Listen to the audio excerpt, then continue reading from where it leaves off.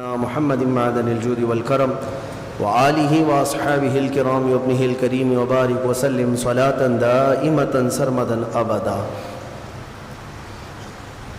بحمدہ تعالی و بکرم مصطفیٰ صلی اللہ تعالی علیہ وسلم۔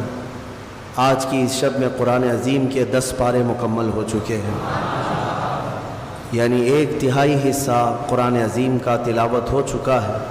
اللہ عز و جل بقیہ 2/3 میں ہمیں آسانی عطا فرمائے اور آپ سب کو اور ہمیں صحیح انداز میں پڑھنے اور سننے کی توفیق عطا فرمائے۔ آج ہم نے سورہ اعراف کا بقیہ حصہ، سورہ انفال اور سورہ توبہ کی تلاوت کی ہے۔ 9ویں پارے میں کچھ آیات ایسی ہیں جس میں اللہ تعالیٰ نے پچھلی امتوں پر نازل کیے گئے عذابات کا ذکر فرماتا ہے۔ پچھلی امتوں پر جو عذابات آئے تھے ان میں سے چند میں آپ کے سامنے رکھوں۔ موسیٰ علیہ السلام کی قوم پر، یعنی اس میں بنی اسرائیلی تھے، عذابات کیسے کیسے آئے پہلے سنیں۔ اللہ تعالیٰ فرماتا ہے فَأَرْسَلْنَا عَلَيْهِمُ الطُّوفَانَ والجراد والقمل والضفادع والدم آیات مفصلات۔ 5 قسم کے عذابات آئے۔ وہ نافرمانی کرتے تھے، عذاب آتا تھا۔ آپ کو میں بتاؤں کہ اللہ نے ان کو نعمتیں بھی بے حساب دیں۔ بنی اسرائیل کو جو نعمتیں تھی، پتہ ہے کہ جب وہ چلتے تھے تو آسمان کا ایک ٹکڑا سایہ بن کر کے چلتا تھا کہ انہیں دھوپ نہ لگے۔ ان کے ناخن بڑھتے تو خود سے نیت کر لے تو صاف ہو جاتے۔ کپڑے اگر میلے ہوں تو صبح سو کر اٹھیں کپڑے صاف ہو چکے ہوتے ہیں، کوئی محنت کرنی نہیں تھی۔ اور کھانا بھی کیا جنت سے اترتا تھا، من و سلوہ، جنت کا کھانا اترتا تھا۔ فکر کس چیز کی تھی؟ ٹینشن کیا تھا؟ نہ کمانا ہے نہ محنت کرنا ہے، لیکن باوجود اس کے وہ قوم بڑی نافرمان تھی۔ اللہ تبارک و تعالیٰ کے احکام کو ٹالنا، رد و بدل کرنا ان کی عادتیں تھیں۔ جیسے کہ اللہ تبارک و تعالیٰ نے اس قوم پر سنیچر کے دن شکار کرنا حرام فرما دیا۔ سنیچر کے دن وہ لوگ شکار نہیں کر سکتے تھے، تو یہ قوم کیا کرتی؟ چالاکی کرتی۔ مچھلی شکار کرنے کی عادت تھی تو جمعہ کو ہی جا کر کے جال لگا دیتے تھے اور اتوار کو جا کر کے جال لے آتے تھے، جس میں پھنسی ہوئی مچھلیاں سنیچر کو پھنستی تھی۔ پھر وہ کہتے نہیں، ہم نے تو سنیچر کو شکار ہی نہیں کیا، ہم جمعہ کو جال لگائے تھے اور سنڈے کو نکال لائے ہیں۔ انہی لوگوں کے یہ جو ہیلے بہانے ہیں آج بھی ہماری قوم میں زکوٰۃ دینے کے لیے کچھ کرتے ہیں۔ زکوٰۃ نکالنے کے لیے جب بھاری پڑتا ہے تو ایسے ہی جمعہ سنیچر اور اتوار والے فلسفے پہ کچھ لوگ عمل کرتے ہیں کہ میری زکوٰۃ اس کو دے دیا، اس نے اس کو دے دیا، واپس پلٹ کر کے ادھر ہی آ گئی، میں ہی غریب ہوں۔ تم اگر ہیلے بہانے کرو گے کس کے ساتھ؟ اللہ کے ساتھ۔ یعلم خائنۃ الاعین وما تخفی الصدور، وہ تمہاری آنکھوں کی خیانت کو بھی دیکھ رہا ہے اور دلوں میں گزرنے والے حالات سے بھی وہ خبر رکھتا ہے۔ اس کو دھوکہ دینے کی کوشش مت کرو۔ بہرحال تو یہ جو نافرمان قوم تھی ان پر پہلا عذاب آیا طوفان کا۔ طوفان آ گیا، سیلاب آیا، اتنا کہ ہر چیز بہنے لگ گئی۔ یہ دوڑے دوڑے موسیٰ علیہ السلام کے پاس آئے، توبہ کیا، معافی مانگی، اللہ نے اس عذاب کو ٹال دیا۔ چند دن گزرے تھے کہ پھر اپنی پہلی والی روش پہ آ گئے، نافرمانی۔ پھر ویسے ہی برے اعمال، تو رب تعالیٰ نے دوسرا عذاب ٹڈیوں کا بھیجا۔ ٹڈی، یہ چڈے جو اڑتے ہیں، یہ اس قدر تیز آ گئے، ٹڈیوں کا عذاب ہوتا ہے۔ یہ پورے کے پورے ایک طوفان کی طرح ٹڈیوں کا جھنڈ آ جاتا تھا، نہ وہ کچھ دیکھ سکتے ہیں نہ کچھ پکڑ سکتے ہیں۔ کھانے میں ٹڈیاں، بستر میں ٹڈیاں، ہر جگہ۔ پھر وہ تنگ آ کر کے توبہ کے لیے آئے، توبہ کیا، معافی کی تلافی کی۔ رب تبارک و تعالیٰ نے پھر معاف کر دیا اور عذاب کو ٹال دیا۔ خوشی خوشی رہنے لگے. چند دنوں کے بعد پھر سے مستی، پھر سے وہی نافرمانی. پھر اللہ تبارک و تعالیٰ نے جوؤں کا عذاب بھیجا. جوئیں جو سر میں ہوتی ہیں، اس کا بھی عذاب آیا. یہ کیسے؟ اتنی جوئیں کہ ان کے صرف سر میں نہیں، ان کے کھانے میں، برتن میں، پانی میں، ہر جگہ جوئیں. وہ ایک لقمہ نہیں کھا سکتے تھے بغیر جوؤں کے. یہ بھی کئی دن تک عذاب چلتا رہا. پھر توبہ کیے، پھر معافی مانگی، اللہ تعالیٰ نے پھر توبہ قبول کیا، پھر معاف کیا. چند مہینے گزرے تھے کہ پھر نافرمانی کیا، پھر اپنی پرانی روش پر آئے. تب رب تبارک و تعالیٰ نے مینڈکوں کا عذاب بھیجا. میں گنا رہا ہوں، آپ توجہ چاہتا ہوں. مینڈکوں کا عذاب ایسے کہ اس قدر مینڈک بھر گئے بستی میں کہ ان کے بستروں پر، ان کے برتنوں پر، ان کے کھانے میں، ان کی پانی میں، ان کے سونے میں، ہر جگہ مینڈک. کوئی بندہ اگر سوتا تو اس کے چہرے پر مینڈک سب چڑھ جاتے تھے. یہ عذاب تھا. دور ایک مینڈک کو دیکھنا اور وہ ہے، لیکن سونے کے وقت 100 مینڈک تم پر چڑھ جائیں تو یہ عذاب ہے. عذاب ہے. کیا کر لو گے آپ؟ پھر وہ آئے. یہاں تک کہ روایتوں میں بتایا گیا کہ وہ لقمہ اٹھاتے تھے کھانے کا، جب ہاتھ میں لیتے تو مینڈک بن جاتا تھا. کھانا نہیں کھا پا رہے تھے. پھر توبہ کیا، اللہ کی بارگاہ میں روئے، معافی مانگی، اللہ نے پھر معاف کیا. مینڈکوں کا عذاب اٹھا لیا گیا، ختم کیا گیا. اس کا مطلب یہ ہے کہ عذاب مولا بھیجتا ہے، لیکن جب جب بندے توبہ کرتے ہیں پھر وہ عذاب کو ٹالتا بھی ہے. وہ غفور ہے، رحیم ہے. پھر اس کے بعد چند مہینوں کے بعد پھر اپنی پرانی روش پر آئے بنی اسرائیل. وہی پرانے کام، وہی نافرمانیاں. تب رب تبارک و تعالیٰ نے خون کا عذاب بھیجا. ہر جگہ خون ہی خون تھا. ان کے کنویں، ان کے ندیاں، ان کے تالاب خون سے بھر گئے. اس قدر خون. ہاں ایک بات اور ہے کہ جو ایمان والے تھے، موسیٰ علیہ السلام کے فرمان بردار غلام تھے، ان پر یہ عذاب نہیں رہتا تھا.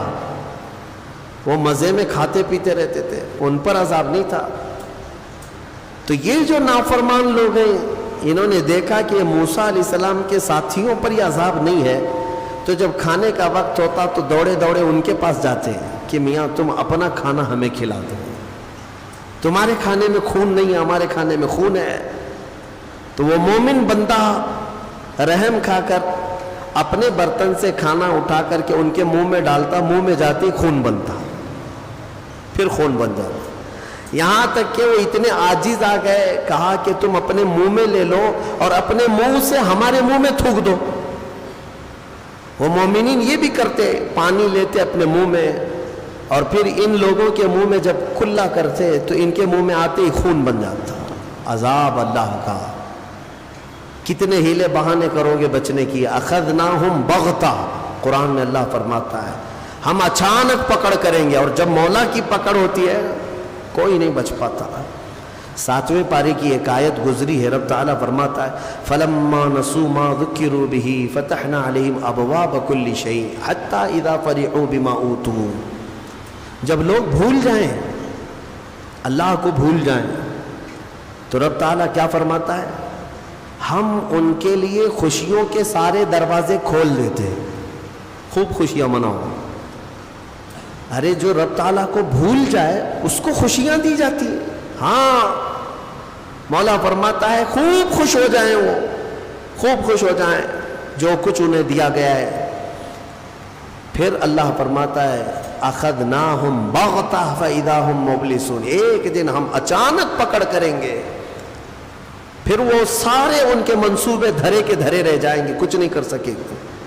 تو بہت زیادہ عیاشی کرنے والے اگر یہ سمجھتے ہیں کہ ہم صحیح چل رہے ہیں، دیکھو نماز نہیں پڑھتے پھر بھی ہمارے پاس مال ہی مال ہے، ہم روزہ نہیں رکھتے پھر بھی ہمارے پاس جائیداد ہی جائیداد ہے، تم خام خیالی میں ہو، اللہ نے تمہیں ڈھیل دی ہے. جب بندہ رب تعالیٰ کو بھول جائے تو اللہ پوری دنیا کھول دیتا ہے اس کے لیے، خوشیاں منا لے. کیونکہ اب آخرت میں اس کا حصہ نہیں ہے. جو کچھ موج کرنا ہے مستی کرنا ہے کر لے, پھر اللہ تعالیٰ کی پکڑ آئے گی. تو عذاب جو ہے رب تبارک و تعالیٰ کا یہ بہت سخت ہے. جو اس میں گرفتار ہوا اسے کوئی نہیں بچاتا, اسے کوئی نہیں بچاتا. ایک بات یہ بھی میں بتا دوں کہ اللہ تبارک و تعالیٰ کے یہ عذابات جو آتے رہے, کئی مختلف قسم کے عذابات ہیں. ابھی یہ 5 تو میں نے بتایا. ایک طوفان آیا, پھر اس کے بعد ٹڈیوں کا عذاب آیا, پھر جوؤں کا عذاب آیا, پھر مینڈکوں کا عذاب آیا, پھر اس کے بعد خون کا عذاب آیا. یہ ایک ہی قوم پر الگ الگ قسم کے عذاب آتا ہے. باقی دوسری قوموں پر جو عذاب آتا ہے, شعیب علیہ السلام کی قوم وہ ناپ تول میں کمی کرتے تھے. ہاں, کرانے کی دکان والے اچھی طرح سے سمجھ لیں, یا پھر کوئی بھی جس کے ہاں ناپ تول کرنا ہے ہوتا ہے. تم اگر کانٹے میں گڑبڑ کرتے ہو, ہاں ہو سکتا ہے گورنمنٹ کو دھوکہ دے دیں, گراہک کو دھوکہ دے دیں, اللہ کو نہیں. اور اللہ کو یہ سخت ناپسند چیز ہے. ناپ تول میں کمی کرنا اللہ کو سب سے زیادہ ناپسند ہے. ناپ تول کا مطلب صرف اور صرف یہ وزن کرنے والے گیہوں چاول شکر ہی نہیں, دودھ بھی آیا اسی میں, تیل بھی آیا اسی میں, ناپنے والی چیز بھی, تولنے والی چیز بھی. اور شعیب علیہ السلام کی قوم اس بلا میں گرفتار تھی. ہزار انہیں سمجھایا گیا لیکن وہ باز نہیں آتے تھے. تو جانتے ہیں ان کو گھمنڈ کس بات کا تھا؟ وہ قوم حضرت شعیب علیہ السلام کے ڈرانے پر بھی یہ کہتی تھی کہ ہمیں کچھ ہوتا نہیں, ہمیں کچھ نہیں ہوگا. اور انہوں نے جانتے پہاڑوں کو تراش تراش کر کے گھر بنا لیے تھے, پتھر کے پہاڑوں کو, اور اس کے اندر رہتے تھے.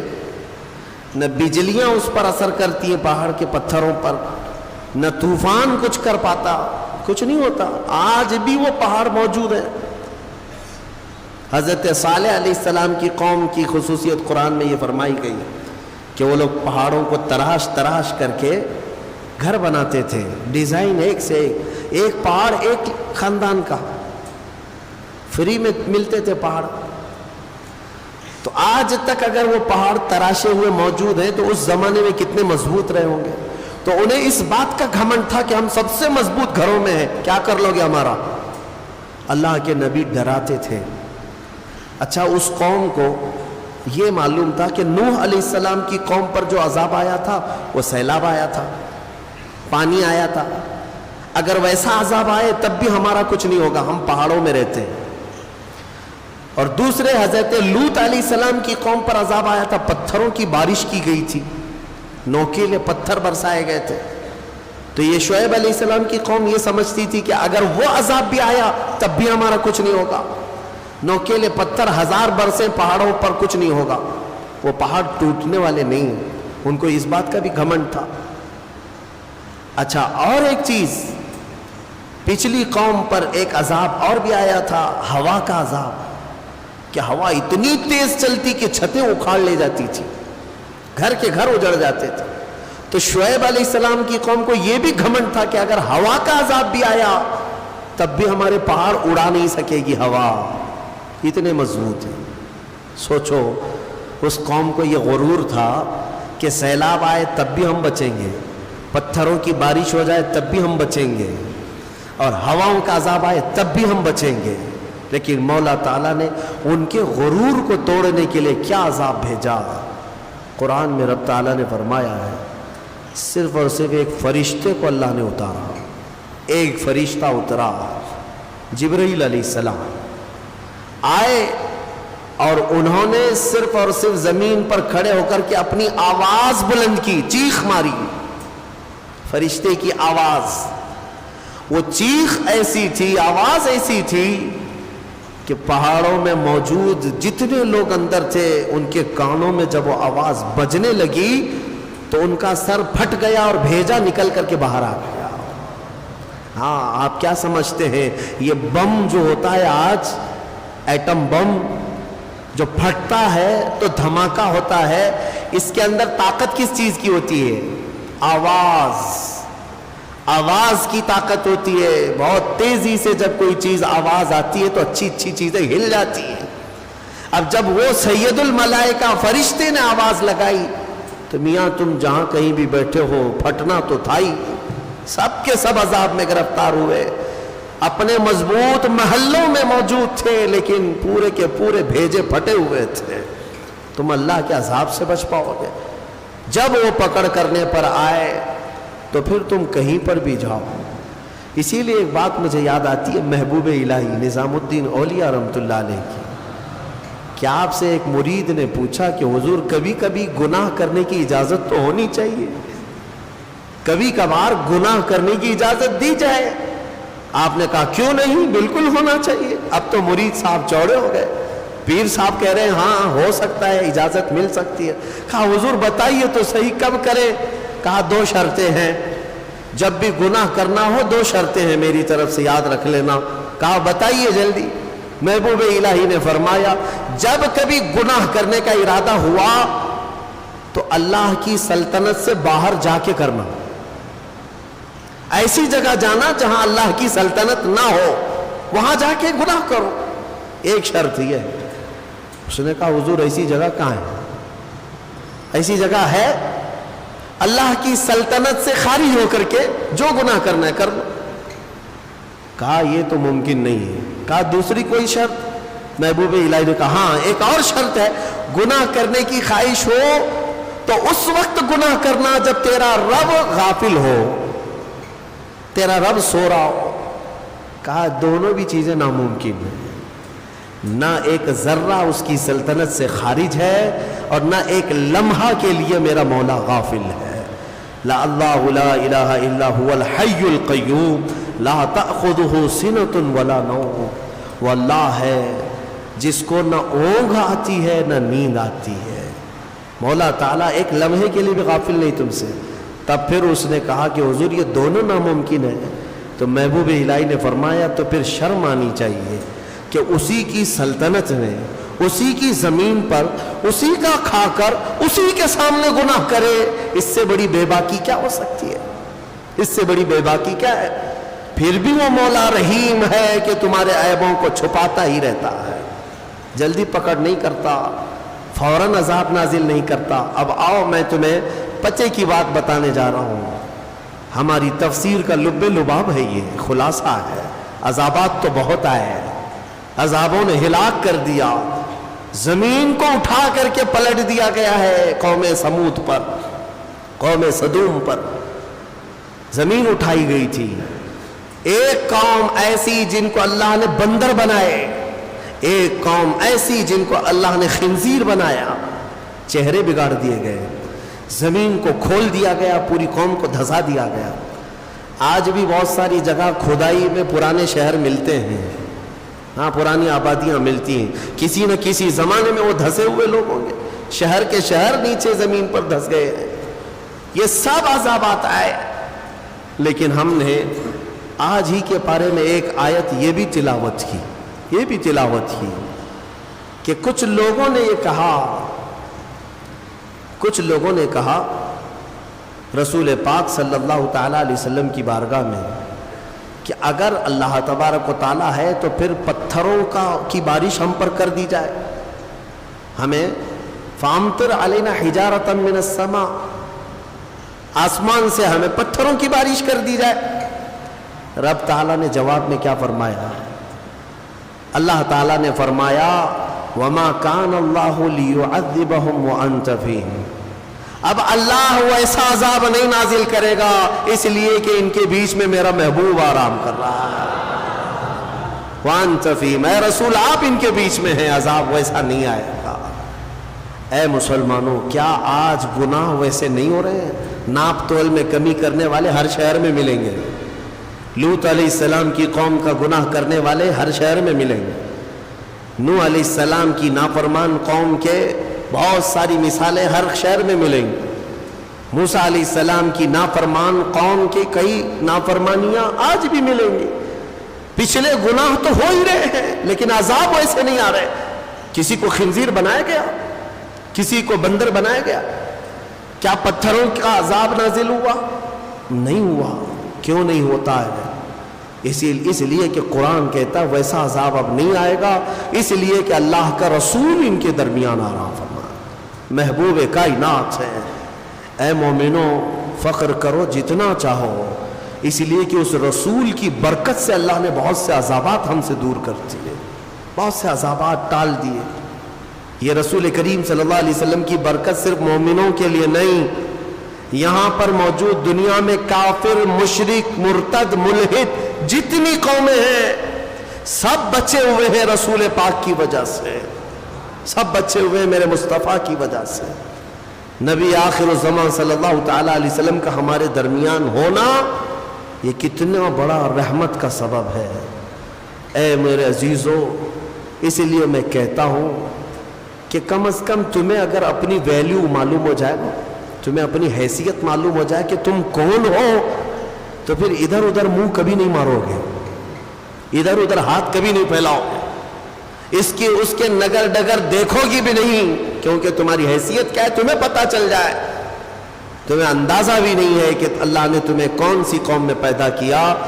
اے عزیز مسلمانوں، اللہ نے اس امت میں پیدا کیا تمہیں جس میں پیدا ہونے کی تمنا پچھلے نبی بھی کیا کرتے تھے، بنی اسرائیل کے انبیاء دعا کرتے تھے۔ تم کو بغیر مانگے اللہ نے اس امت میں پیدا کیا، مانگ کے آئے تھے دنیا میں، بغیر مانگے پیدا کیا ہے۔ حضرت سفیان ثوری رحمۃ اللہ علیہ سے ایک روایت ہے، کتنی پیاری بات وہ کہتے ہیں، ارشاد فرماتے ہیں کہ اے رسول پاک کے امتی، جب تجھے یہ معلوم ہے کہ تیرے بغیر مانگے اللہ نے تجھے اپنے محبوب کی امت میں بنایا، تو کیا وہ تیرے مانگنے پر اپنی جنت نہیں عطا کرے گا؟ مانگنا ہی نہیں چاہتا، مانگنے کی عادت بھی چھوٹ گئی تمہاری۔ بہرحال میرے عزیزو، عذابات نہیں آتے آج تو اس لیے نہیں کہ تم نیک ہو، عذابات اس لیے نہیں آتے اس لیے نہیں کہ ہم بہت بڑے عبادت گزار ہو گئے، عذابات اس لیے نہیں آتے کہ ہمارے رسول کی رحمت ساتھ میں ہے۔ اور پھر میں یہ بات کہوں گا، حضور پاک صلی اللہ تعالیٰ علیہ وسلم کا بھی یہ احسان ہے ہمارے اوپر، حضور کا یہ احسان ہے ہمارے اوپر کہ ہمارے درمیان آرام کر رہے ہیں۔ تم کتنے خوش قسمت ہو، جب چاہو میرے مصطفیٰ کی حاضری کے لیے مدینے جا سکتے ہو۔ یہ سب کو میسر نہیں ہے، فرشتوں کو بھی میسر نہیں ہے، فرشتوں کی بھی باری لگا دی گئی ہے وہاں جانے کے لیے، ان کی عمر میں ایک ہی بار باری آتی ہے۔ تم فخر کرو، جب چاہو میرے مصطفیٰ کے دربار میں جا سکتے ہو۔ اور اگر کوئی غریب ہے جا نہیں سکتا تو جہاں سے رویا وہیں مصطفیٰ تشریف لائے، جہاں سے پکارا وہیں میرے آقا آ گئے۔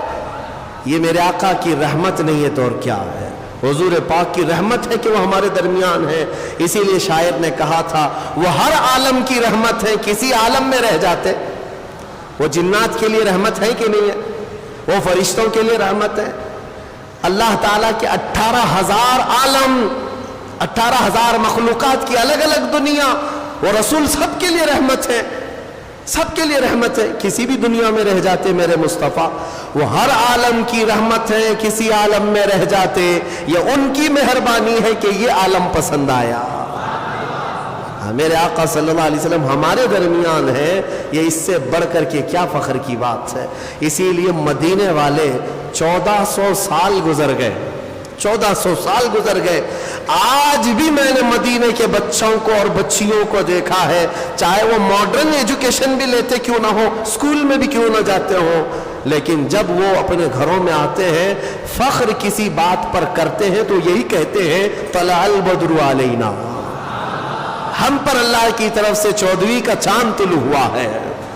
کئی سالوں پہلے کی ایک بات میں نے غالباً کہا تھا اپنی کسی بیان میں، ایک مولانا صاحب ہیں، وہ عالم دین ہیں بڑے، وہ مدینہ طیبہ کی حاضری میں تھے، تب وہاں پر ان کے سفر کے دوران کی بات انہوں نے ہمیں بتائی تھی کہ ایک چھوٹی سی بچی 6 سال کی بچی تھی، وہ کچھ مانگنے کے لیے آئی کہ بابا کچھ دے دو ہم کو، تو انہوں نے اٹھا کر کے دے دیا، اور بڑی پیاری بچی تھی، اس کو بلایا، کہا کہ ادھر آ بیٹا، تو ہمارے ساتھ چلے گی؟ میں تیری پرورش کروں گا، میں اپنے گھر لے جاؤں گا، اور اس کو طرح طرح کی نعمتوں کا ذکر کر کے بتایا، ہمارے ہندوستان میں ایسا ہے ویسا ہے۔ بچی خوش ہو گئی، بچی خوش ہو گئی، کہا کہ میں چلوں گی آپ کے ساتھ، میں اپنی اماں کو بتا دیتی ہوں، میں اپنی ماں کو بتا دیتی ہوں۔ یہ مذاق میں چلی ہوئی بات سیریس ہو گئی۔ اس عالم دین نے یہ سوچا کہ بچی راضی ہے، اس کی ماں سے بات کرے، شاید ہو سکتا ہے یہ بچی مجھے مل جائے۔ ان کے گھر شاید اولاد نہیں تھی یا جو بھی ہے۔ اس کی ماں غریب تھی۔ بچی نے جب یہ کہا کہ میں ان کے ساتھ جاتی ہوں، ضد کرنے لگی، کہا کہ ایسا ہوتا نہیں ہے۔ بہرحال شام کا وقت تھا، مسجد نبوی کے باہر اس عالم دین سے وہ بچی پوچھتی ہے کہ بابا جان آپ لے کے جائیں گے، یہ ہرا گنبد ہندوستان میں ہے؟ جہاں آپ لے جاؤ گے یہ گنبد ہے؟ اس عالم دین نے کہا بیٹا یہ ایک ہی ہے، کہیں اور نہیں ملے گا، یہ یہی ہے۔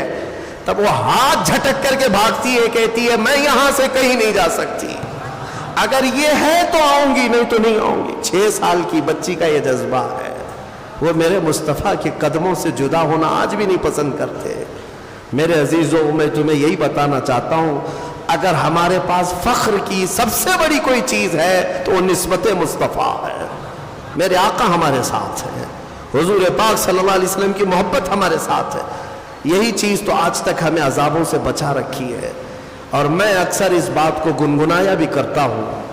اعلیٰ حضرت فاضل بریلوی رضی اللہ تعالیٰ عنہ نے ہمیں یہ سکھایا بھی تھا، خوف نہ رکھ رضا ذرا، تو ہے عبد مصطفیٰ۔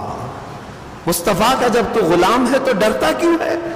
کس سے ڈرتا ہے؟ ہاں، سپاہیوں سے ڈر ہے، قاتلوں سے ڈر ہے، ظالموں سے ڈر ہے، کس سے ڈر ہے؟ کیا کریں گے؟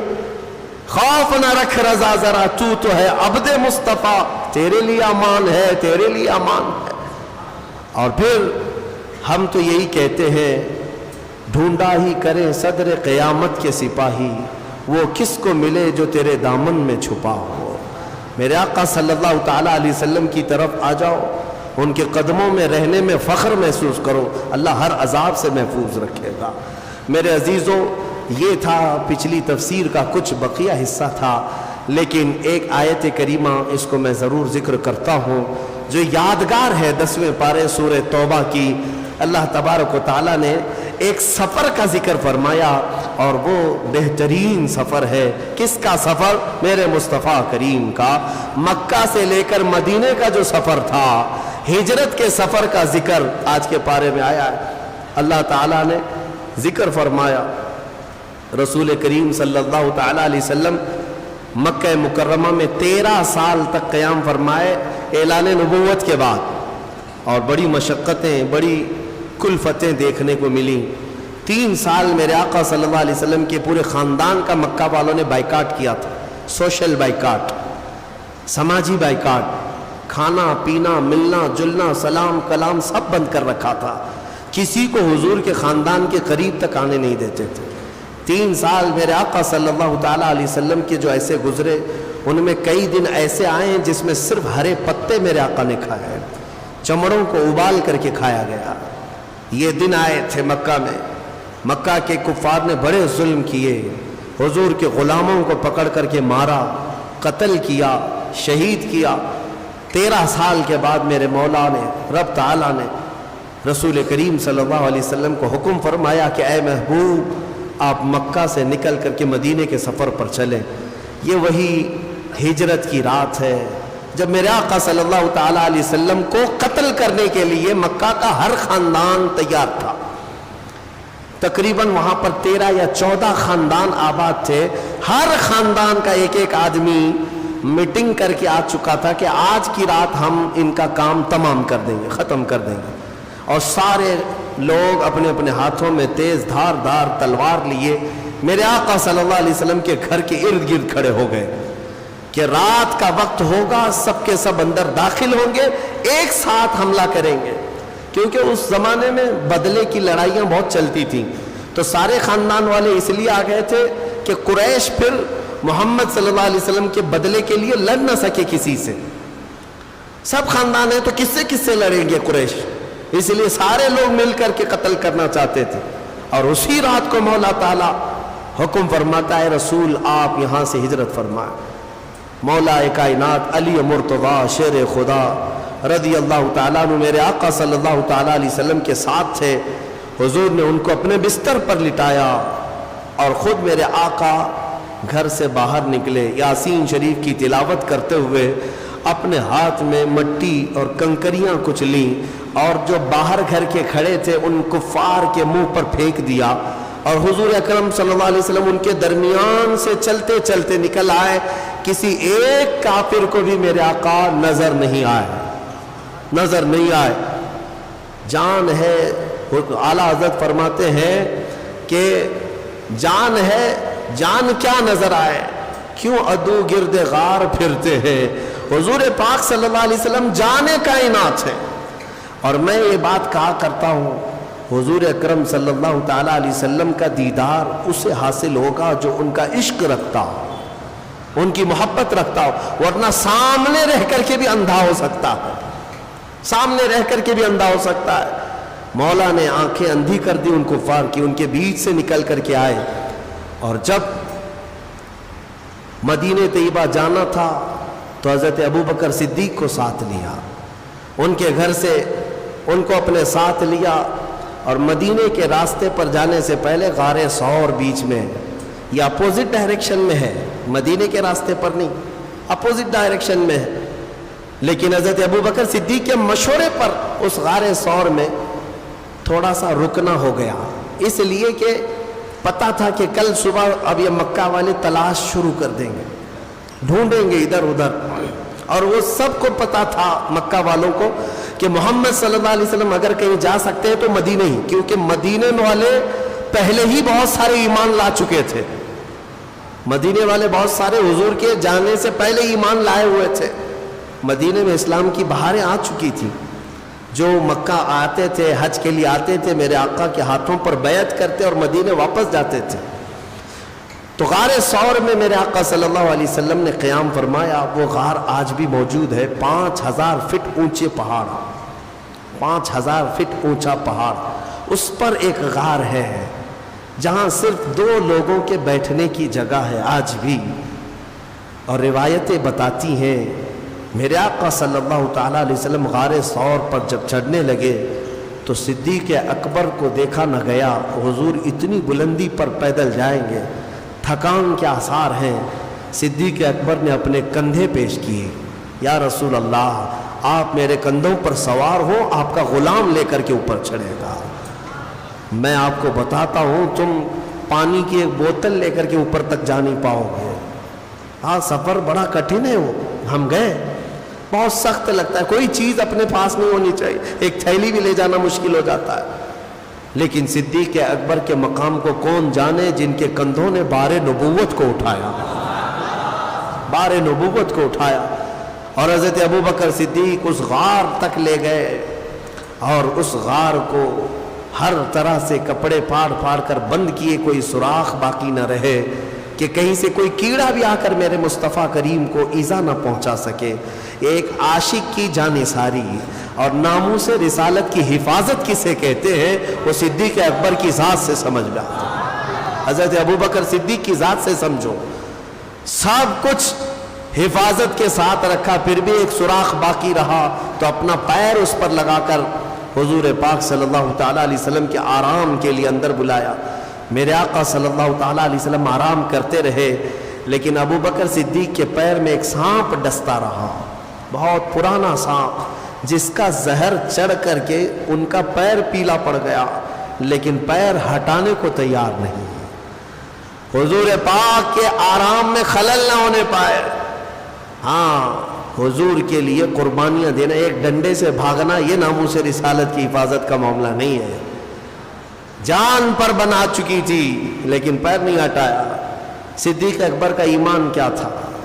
موت آئے گی تو رخ مصطفیٰ پہ آئے گی، حضور سامنے ہے، پھر کس بات کا ڈر ہے. حضرت ابوبکر صدیق پیر نہیں ہٹائے. درد کی شدت اتنی بڑھ گئی، خود میرے آقا بیدار ہوئے. پوچھا کہ کچھ تکلیف ہو رہی ہے ابوبکر؟ کہا یا رسول اللہ سانپ کاٹ رہا ہے. میرے آقا نے فرمایا پیر ہٹا دو. کہا نہیں کہیں آپ کو ایزا نہ دے دے. حضور نے فرمایا تم پیر ہٹاؤ, کوئی موذی ہمیں ایزا نہیں دے گا. جانور حضور کو ایزا نہیں دے سکتے کیونکہ میرے آقا ان کے لیے بھی رحمت ہے. ہاں ان کے لیے بھی رحمت ہے. آپ نے پیر ہٹایا, سانپ اندر آیا. جو دیدار کا مشتاق تھا دیدار کیا اور ویسے ہی واپس چلا گیا. صدیق اکبر کو اگر اس نے ڈسا بھی ہے تو وہ عشق کی پیاس تھی, حضور پاک صلی اللہ علیہ وسلم کے دید کی طلب تھی. رسول کریم صلی اللہ تعالی علیہ وسلم نے اپنا لعاب پاک حضرت ابوبکر کے پیر میں لگایا اور ان کا پورا زہر اتر گیا. سانپ کا زہر ختم ہو گیا, کوئی زہر کا اثر بھی نہیں تھا. اور میں سمجھتا ہوں کہ حضرت ابوبکر کو یہ معلوم تھا, اسی لیے پیر نہیں ہٹا رہے تھے. زہر چڑھنے تو سر تک بھی چڑھے تو کیا ہونا ہے, لعاب مصطفیٰ سامنے موجود ہے. ارے شفا خانہ پورا ان کے سامنے ہے, تو سانپ ڈسے کہ بچھو ڈسے, کیا ڈر ہے اور کیا فکر ہے. اور اس کے بعد ہاں ظاہر سی بات ہے اتنا مضبوط ایمان صدیق اکبر کا. اعلیٰ حضرت اسی کو فرماتے ہیں صدیق نے غار میں جاں ان پہ دے چکے. صدیق بلکہ غار میں جاں ان پہ دے چکے. جان بچانا کیا ہے پتہ ہے آپ کو؟ فرض ہے.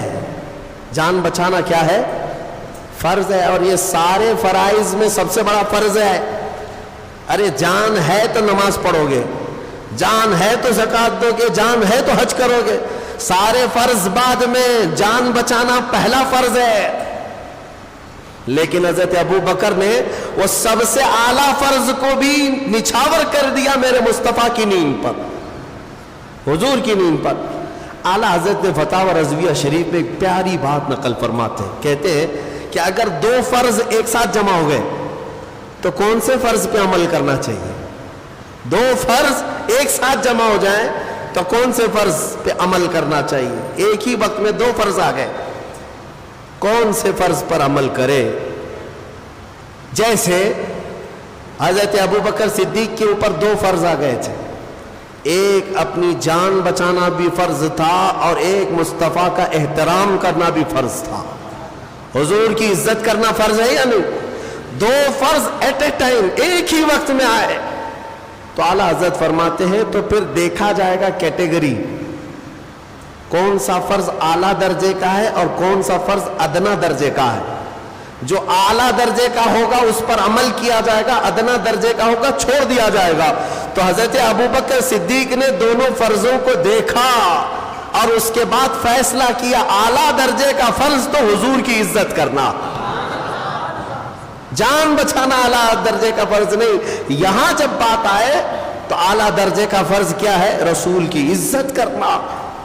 صدیق بلکہ غار میں جان ان پہ دے چکے, اور حفظ جان تو جان فروز غرر کی ہے. اور اسی طرح مولا علی نے واری تیری نیند پہ نماز, وہاں پر بھی دو فرض ہو گئے تھے نا.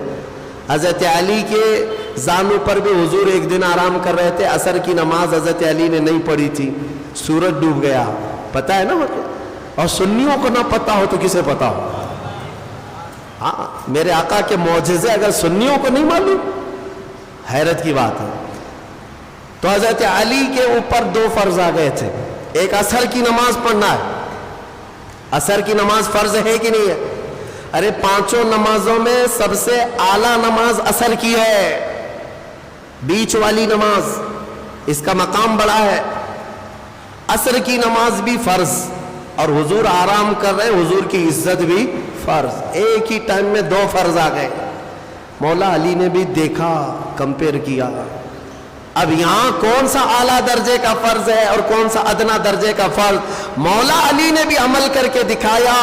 عصر کی نماز جاتی ہے تو جائے, رسول کی نیند کا احترام کرنا یہ اعلیٰ درجے کا فرض ہے. مولا علی نے واری تیری نیند پر نماز, وہ بھی نماز عصر جو سب سے اعلیٰ خطر کی ہے. پھر اعلیٰ حضرت اخیر میں بیان کرتے ہیں تو نے انہیں جان اور انہیں پھیر دی نماز. حضور نے کیا ان دونوں کو نہیں دیا؟ صدیق اکبر کو ان کی جان لوٹائی کہ نہیں لوٹائی؟ اور حضرت علی کو ان کی نماز لوٹائی کہ نہیں لوٹائی؟ حضور نے کسی کا کچھ باقی نہیں رکھا. صدیق اکبر نے اپنی جان دے دی لیکن میرے آقا نے صرف لعاب لگا کر ان کی جان لوٹا دی. حضرت علی نے نماز چھوڑ دی, حضور بیدار ہو کر انگلی سے پلٹا کر ان کے لیے عصر کی نماز کا وقت قائم کرا دیا. تو نے انہیں جان اور انہیں پھیر دی نماز, پر وہ تو کر چکے جو کرنی بشر کی ہے. ثابت ہوا کہ جملہ فرائض فروع ہے, اصل الاصول بندگی استاجور کی ہے. اصل الاصول بندگی استاجور کی ہے. جو میں ختم کرتا ہوں اپنی بات کو کہ غار ثور میں ایک واقعہ جو پیش آیا, قرآن کہتا ہے اذ اخرجہ الذین کفروا ثانی اثنین اذ ہما فی الغار اذ یقول لصاحبہ لا تحزن ان اللہ معنا. یہ آیت کریمہ ہے. ایک وقت ایسا آیا کہ کفار و مشرکین ڈھونڈتے ڈھونڈتے غار تک بھی پہنچ گئے. ان کے پیر نظر آنے لگ گئے حضرت ابوبکر صدیق کو. حضرت ابوبکر صدیق کے سینے میں خوف ہو گیا کہ پورے کے پورے یہ قاتل بپھر کر کے آ گئے, ہم دو ہی ہیں یہاں پر, اور غار کے قریب آ گئے. وہ پیروں کے نشان دیکھ کر کے آئے ہوں گے یا کسی بھی طرح سے وہاں تک پہنچ گئے. اب ڈرنے لگے حضرت ابوبکر. تو جانتے ہیں میرے آقا نے ان کے سینے پر ہاتھ رکھا اور ایک جملہ فرمایا, لا تحزن ان اللہ معنا. ابو بکر مت گھبرا, اللہ ہمارے ساتھ ہے. مت گھبرا, اللہ ہمارے ساتھ ہے. میں اکثر یہی کہتا ہوں اے مسلمانوں, یہ جملہ اتنا پاورفل ہے, اتنا پاورفل ہے. کروڑوں جھوٹے کسی اور کے ساتھ ہوں مگر اللہ ہمارے ساتھ ہے. اللہ ہمارے ساتھ ہے. اس بات پر یقین کے ساتھ چلو, دیکھو تمہارا ایمان کتنا مضبوط ہوتا ہے. ایمان کتنا مضبوط ہوتا ہے. ہم نے دیکھا ہے کہ جس کے ہاں ایمان آ جائے تو پھر وہ دنیا کے خوف سے بھی آزاد ہوتا ہے. میاں بڑے بڑوں کی بات تو چھوڑے, ابھی ماضی قریب میں ایک برقع پوش خاتون نے 40 کتوں کو صرف اللہ اکبر سے بھگایا تھا. 40 کتے بھاگ گئے. کس بات پر؟ کچھ بھی نہیں. نہ اس لڑکی کے پاس, اس خاتون کے پاس چھری نہیں ہے, چاقو نہیں ہے, بلیڈ نہیں ہے, کچھ نہیں ہے, لیکن اللہ اکبر میں اتنی تاثیر ہے. لا تحزن ان اللہ معنا. مت گھبراؤ, بے شک اللہ ہمارے ساتھ ہے. یہ جملہ مجھے عرض کرنا تھا. آج بھی میں آپ سب سے یہی کہتا ہوں, گھبراؤ مت. اور ہم بچپن میں طغروں پر ایک شعر پڑھتے تھے, اکثر گھروں کے باہر چوکھٹوں پر یہ لگایا جاتا تھا, اور اب تو یہ سب رواج بھی ختم ہو گیا. نہ گھبراؤ مسلمانوں, ابھی خدا کی شان باقی ہے, ابھی اسلام زندہ ہے, قرآن باقی ہے. یہ ایک طرح سے حوصلہ دیا جاتا تھا, گھبراؤ مت, ابھی خدا کی شان باقی ہے, ابھی خدا ہے, ابھی اسلام زندہ ہے, قرآن باقی ہے, کچھ نہیں ہوگا انشاءاللہ العزیز. بہت سارے موذی کیڑے آئے لیکن اسلام کا کچھ نہیں نقصان ہوا انشاءاللہ العزیز. صبح قیامت تک یہ اسلام لہلہاتا ہی رہے گا. اسلام تیری نبض نہ ڈوبے گی, حشر تک تیری رگوں میں رواں خون ہے 4 یار کا. اب میں تفسیر چونکہ پوری میری ہو نہیں سکی, ہجرت کا یہ سفر میرے آقا صلی اللہ تعالیٰ علیہ وسلم کا ابھی طویل ہے, لیکن میں یہیں پر روکتا ہوں. مدینہ طیبہ میرے آقا صلی اللہ تعالیٰ علیہ وسلم تقریباً 8 یا 9 منزلوں کے بعد پہنچے تھے تو شاندار مدینے والوں نے استقبال کیا تھا. لوگ کہتے ہیں حضور مکہ میں پیدا ہوئے تو وہاں پر تو جشن عید میلاد النبی نہیں منایا گیا. حضور پیدا ہوئے تھے تو میلاد نہیں منایا گیا. بہت سارے لوگ یہ سوال کرتے ہیں, ان سے جواب یہ دینا کہ حضور جب پیدا ہوئے تھے تو مکہ میں صرف کافر ہی کافر تھے سوائے بی بی آمنہ اور حضرت عبد المطلب کے. کون تھا وہاں پر؟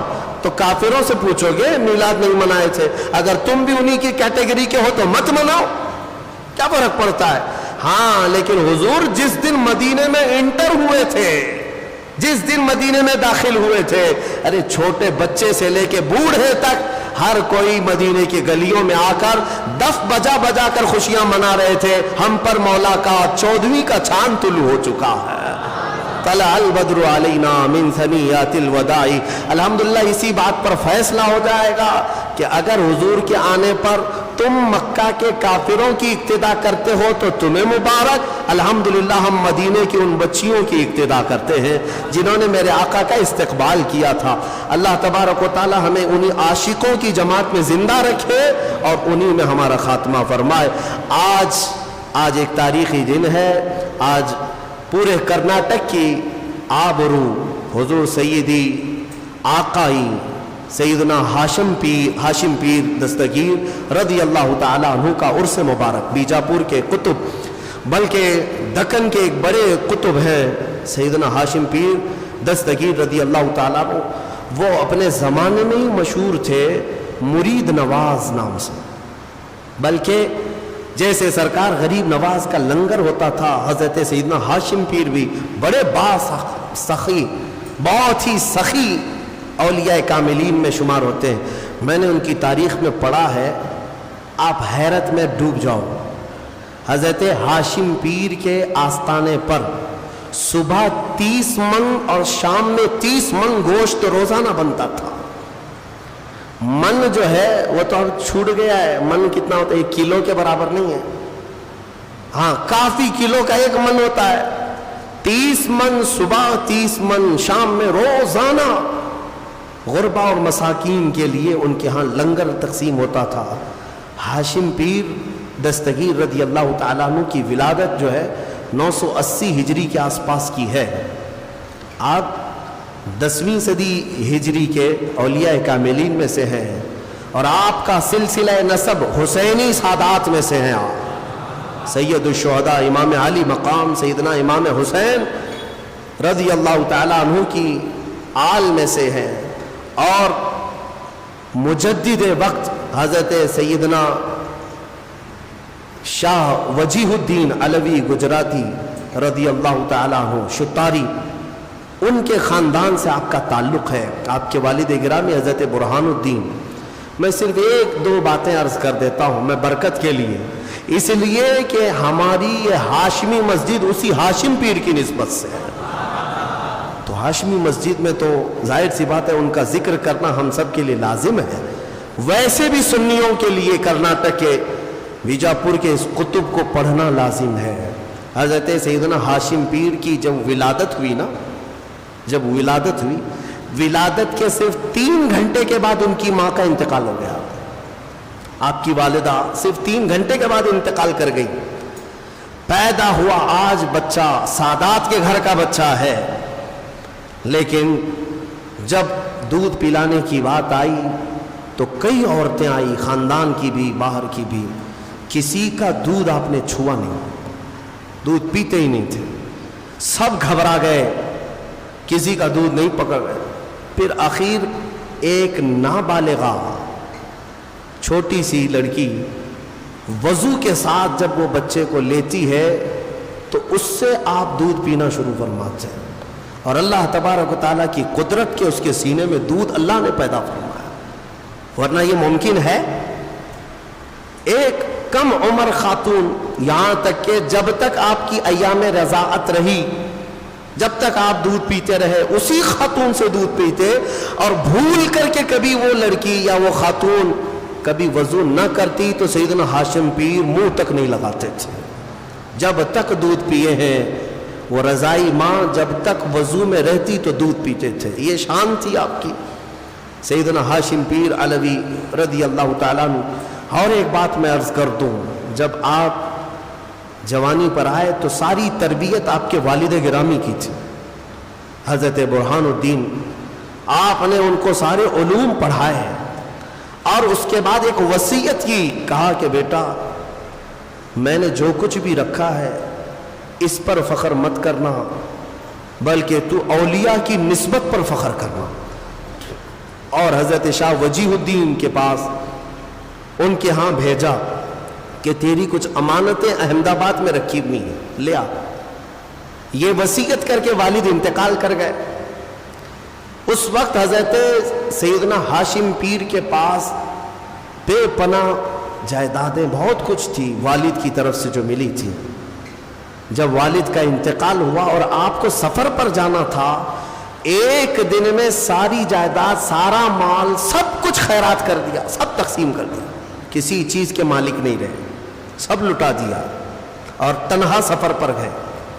سفر پر وہ امانتیں لے کر کے آئے، جو خرقہ تھا، جو آپ کو سلسلے کے تبرکات تھے، وہ سب لے کر جب بیجاپور تشریف لائے. ایک وقت ایسا آیا کہ ایک بزرگ حضرت خانہ وہ آئے اور وہ بڑی عمر کے تھے. حضرت ہاشم پیر سے گلے ملتے اور کہتے ہیں میں آپ کے والد کا قریبی دوست ہوں، آپ کے والد کا قریبی دوست ہوں، میں آپ کو ایک راز بتا دوں. کہا فرمائیے. تو خانہ نے کہا کہ آپ کے والد کے ساتھ میں رہتا تھا، آپ کے والد نے فلاں کو فلاں کو فلاں کو فلاں کو فلاں کو نام گناتے گناتے کہا اتنے لوگوں کو آپ کے والد نے قرض حسن دیا ہے، اور وہ کل جائیداد اس زمانے کے 3 لاکھ روپے ہوتے، آج کے شاید ہو سکتا ہے کروڑوں کے ہو جائیں، کروڑوں کے ہو جائیں. تو حضرت ہاشم پیر نے کہا اتنے لوگوں کو میرے باپ نے قرضہ دیا ہے لیکن مجھے نہیں بتایا، مجھے نہیں پتا. اور اس کے بعد حضرت خانہ نے کہا آپ قرضہ وصولی کا حکم دے دیں، سب کے طرف سے قرضہ آ جائے گا. آپ نے مسکرا کر ایک جملے میں فرمایا جو مجھے وراثت میں ملا تھا وہ میں نے تقسیم کیا، تو پھر ان لوگوں سے قرض حسن واپس لینے کا سوال ہی نہیں پیدا ہوتا. مجھے اللہ تبارک و تعالیٰ نے فقر عطا کیا، میں اسی فقر میں پوری زندگی گزاروں گا. فقر کے ساتھ پوری زندگی بتائی ہے. حضرت سیدنا ہاشم پیر دستگیر رضی اللہ تعالیٰ عنہ کی ذات پر پھر کسی اور موقع پر عرض کروں گا. وہ اللہ تبارک و تعالیٰ کے ایسے ولی جو زاہد فی دنیا تھے، دنیا میں رہ کر کے زہد کیا، ترک دنیا کیا، کبھی دنیا اپنے قریب آنے نہیں دیا، بھٹکنے نہیں دیا. اللہ تبارک و تعالیٰ ان کے قدموں کی برکت ہمیں عطا فرمائے، ان کی نسبت اللہ تعالیٰ ہم سب کو تا دیر قائم و دائم فرمائے، اور ان کے فیوز و برکات سے ہمارے پورے مجمع کو مولا تعالیٰ فیض یاب فرمائے. وآخر دعوانا الحمد للہ رب العالمین.